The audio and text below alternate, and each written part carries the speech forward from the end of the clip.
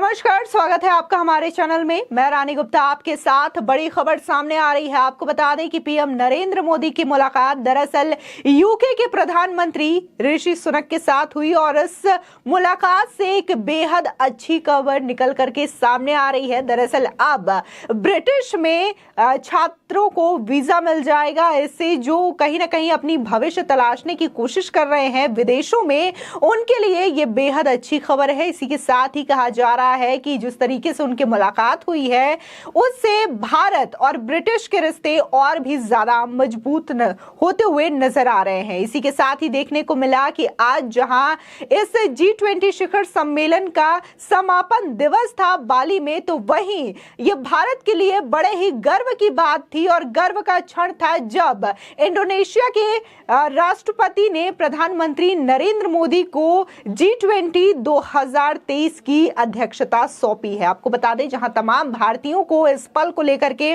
गर्व की अनुभूति हो रही है, तो विपक्ष इससे बौखलाया हुआ नजर आ रहा है और लगातार अपनी बौखलाहट लगातार वो जाहिर करते हुए दिखाई दे रहे हैं। आपको बता दें कि जहां ये जो हर भारतीय ये कह रहा है कि अगले साल G20 शिखर सम्मेलन की अध्यक्षता भारत करेगा, इसको लेकर के हर भारतीय खुश है और किस तरीके से ये देखने को मिलेगा कि भारत में इस चीज का आयोजन किया जाएगा। तमाम राष्ट्रों के राष्ट्राध्यक्ष यहां पर उपस्थित होंगे, लेकिन विपक्ष से किस तरीके से खलबलाया हुआ है ये उनके बयानों में साफ तौर पर नजर भी आ रहा है।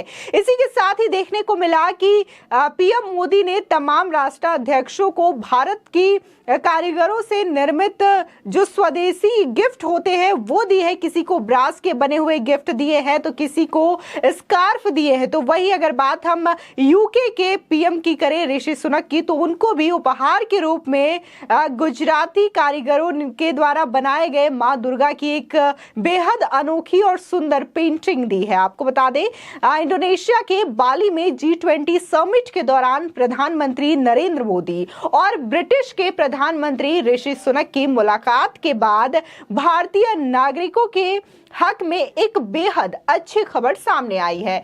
दरअसल पीएम मोदी से मुलाकात के बाद ऋषि सुनक ने भारत के युवा पेशेवरों को ब्रिटेन में काम करने के लिए 3000 वीजा देने की हरी झंडी दे दी है। बता दें, ब्रिटिश सरकार ने कहा कि भारत इस तरह की योजना से लाभान्वित होने वाला पहला वीजा राष्ट्रीय देश है जो पिछले साल ब्रिटेन भारत प्रवासन और गतिशीलता साझेदारी की ताकत पर प्रकाश भी डालता है। इसी के साथ ही आपको बता दें कि वहीं इस फैसले के बाद ब्रिटिश प्रधानमंत्री कार्यालय ने भी ट्वीट किया और लिखा कि आज Britain India young professional scheme की पुष्टि की गई है, जिसमें 18 से 30 वर्षीय डिग्री शिक्षित भारतीय नागरिकों को 3000 स्थानों की पेशकश की गई है ताकि वो ब्रिटेन में आकर 2 साल तक रह सकें और काम कर सके। इसी के साथ ही डाइनिंग स्ट्रिक की ओर से बयान जारी करके कहा गया कि भारत और ब्रिटेन के बीच ये रिश्ते के लिहाज से बेहद खास है और ये योजना बेहद ही महत्वपूर्ण है। ब्रिटेन का भारत के साथ इंडो पैसिफिक रीजन के अन्य देशों की तुलना में कहीं अधिक गहरा संबंध है। आपको बता दें कि ब्रिटेन में तकरीबन 1/4 अंतर्राष्ट्रीय छात्र भारत के हैं और ऐसे में भारतीय निवेश से यूके में 95,000 रोजगार का सृजन होता है। इसी के साथ ही मीडिया में आए खबरों की माने तो सुनक के बयानों से पता चलता है कि वो भारत के साथ मुक्त व्यापार संबंध के समर्थक भी रहे हैं। एक अंग्रेजी अखबार से बात करते हुए ऋषि सुनक ने कहा था कि दोनों देशों में रोजगार पैदा करने और भारत के लिए अपने कंज्यूमर फाइनेंशियल सर्विस इंडस्ट्री को और भी लचीला बनाने के लिए ब्रिटेन भारत के साथ FTA के लिए पूरी तरीके से प्रतिबद्ध है। इसी के साथ ही ऋषि सुनक ने कार्बन उत्सर्जन नेट जीरो एम्बिशंस के लक्ष्य को पूरा करने के लिए भारत को क्लाइमेट फाइनेंस की सुविधा प्रदान करने की भी बात कही थी। इसी के साथ ही आपको बता दें कि ब्रिटेन पीएम ऋषि सुनक ने एक बयान में कहा था कि हिंद प्रशांत हमारी सुरक्षा और हमारी समृद्धि के लिए लगातार महत्वपूर्ण होता जा रहा है। साथ ही उन्होंने ये भी कहा था कि ये गतिशील और तेजी से बढ़ती अर्थव्यवस्थाओं से भरा हुआ है और अगले दशक में इस क्षेत्र में क्या होता है इससे परिभाषित किया जाएगा। ऋषि सुनक ने अपने बयान में आगे ये भी कहा कि वो भारत के साथ यूके के गहरे सांस्कृतिक और ऐतिहासिक संबंधों के अविश्वसनीय मूल्य को प्रत्यक्ष रूप से जानते हैं।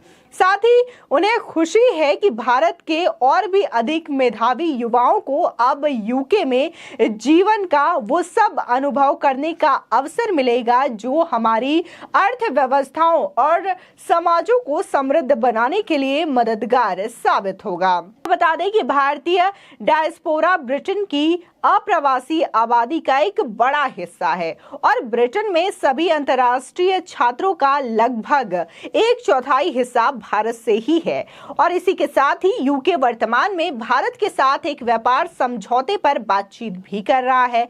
दोनों देशों के बीच अगर इसे लेकर सहमति बन जाती है तो ये भारत के लिए किसी यूरोपीय देश के साथ किया गया अपनी तरीके का पहला सौदा होगा। आपको बता दें कि यह व्यापार सौदा यूके भारत के व्यापारिक संबंधों पर आधारित होगा जो पहले से ही 24 बिलियन पाउंड का है।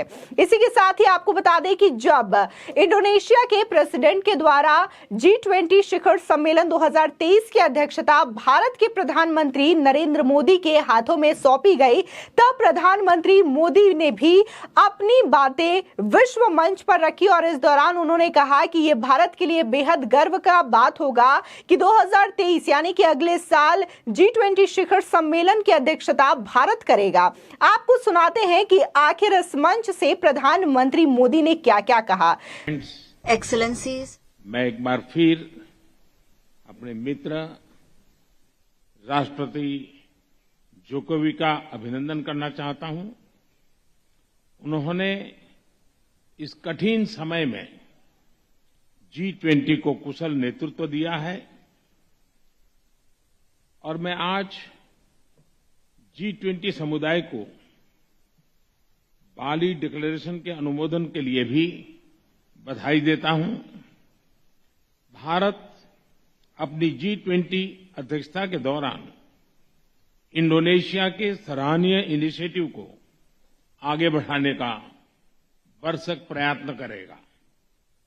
भारत के लिए यह अत्यंत शुभ संयोग है कि हम G20 की अध्यक्षता का दायित्व इस पवित्र द्वीप बाली में ग्रहण कर रहे हैं। भारत और बाली का बहुत ही प्राचीन रिश्ता है। एक्सेलेंसीज, भारत G20 का जिम्मा ऐसे समय ले रहा है जब विश्व जियोपॉलिटिकल तनावों, आर्थिक मंदी, खाद्यान्न और ऊर्जा की बढ़ी हुई कीमतों और महामारी के दीर्घकालीन दुष्प्रभावों से एक साथ जूझ रहा है। ऐसे समय विश्व G20 की तरफ आशा की नजर से देखता है। आज मैं ये आश्वासन देना चाहता हूं कि भारत की G20 अध्यक्षता इंक्लूसिव, एम्बिशियस, डिसिसिव और एक्शन ओरिएंटेड होगी। एक्सेलेंसी, अगले एक साल में हमारा प्रयत्न रहेगा कि G20 नए विचारों की परिकल्पना के लिए और सामूहिक एक्शन को गति देने के लिए एक ग्लोबल प्राइम मूवर की तरह काम करे। प्राकृतिक संसाधनों पर ओनरशिप का भाव आज संघर्ष को जन्म दे रहा है और पर्यावरण की दुर्दशा का मुख्य कारण बना है। प्लेनेट के सुरक्षित भविष्य के लिए ट्रस्टीशिप का भाव ही समाधान है। इसमें लाइफ यानी लाइफस्टाइल फॉर एनवायरमेंट अभियान एक बड़ा योगदान दे सकता है। इसका उद्देश्य सस्टेनेबल लाइफस्टाइल को एक जन आंदोलन बनाना है। एक्सेलेंसी, आज आवश्यकता है कि विकास के लाभ सर्वस्पर्शी और सर्वसमावेशी हो। हमें विकास के लाभों को ममभाव और समभाव से मानव मात्र तक पहुंचाना होगा। वैश्विक विकास महिलाओं की भागीदारी के बिना संभव नहीं है। हमें अपने G20 एजेंडा में विमेन लेड डेवलपमेंट पर प्राथमिकता बनाए रखनी होगी। बिना शांति और सुरक्षा हमारी आने वाली पीढ़ियां आर्थिक वृद्धि या टेक्नोलॉजिकल इनोवेशन का लाभ नहीं ले पाएगी।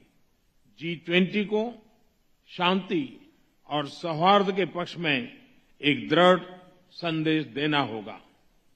यह सभी प्राथमिकताएं भारत की G20 अध्यक्षता की theme one earth, one family, one future में पूर्ण रूप से समाहित है।